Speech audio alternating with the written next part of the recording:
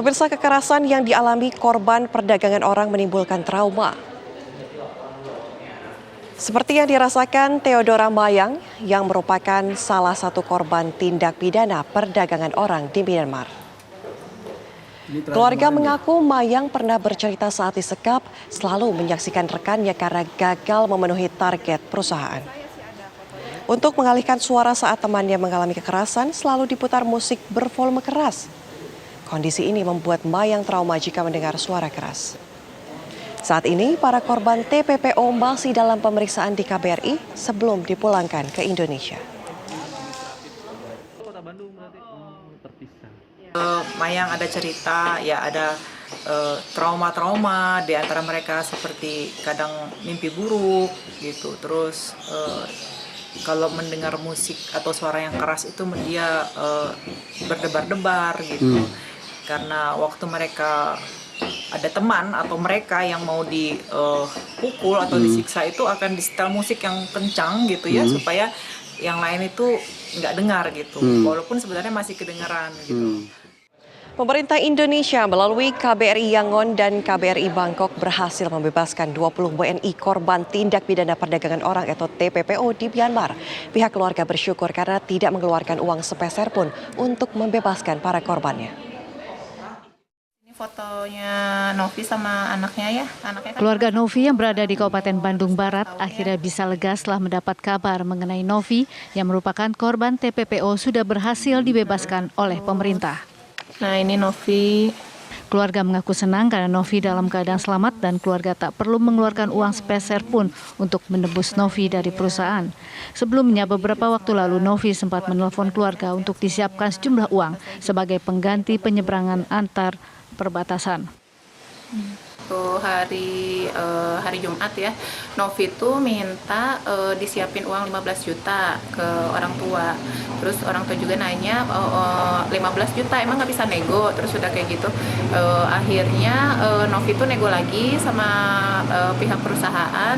Ternyata seadanya aja 8 juta dan itu pun setiap kepala itu nominalnya beda-beda.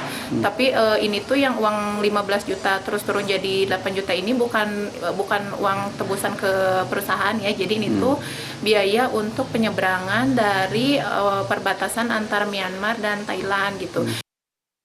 Saat ini Novi berada di KBRI Thailand dan sedang dalam proses pemeriksaan sebelum dipulangkan ke Indonesia. Belum dipastikan kapan korban TPPO akan dipulangkan ke Indonesia. Setelah tiba di Indonesia, para korban akan menjalani trauma healing terlebih dahulu. Sebelumnya, Novi bersama belasan warga negara Indonesia lainnya disekap oleh sindikat penipuan online di Myanmar.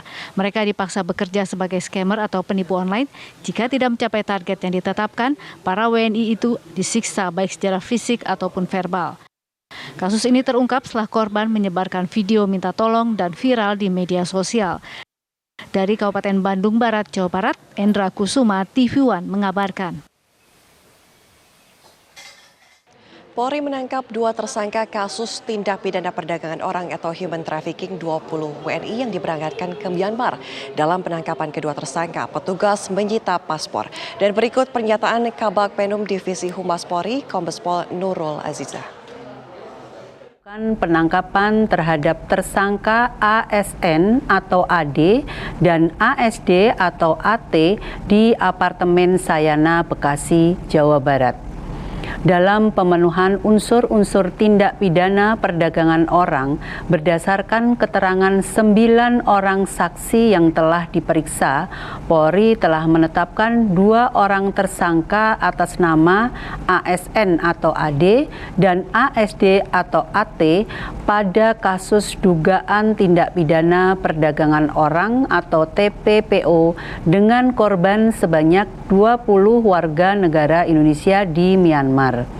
Modus yang digunakan oleh tersangka yaitu memberangkatkan korban dengan tujuan dieksploitasi di Myanmar sebagai operator online scamming dengan target warga negara Amerika dan Kanada.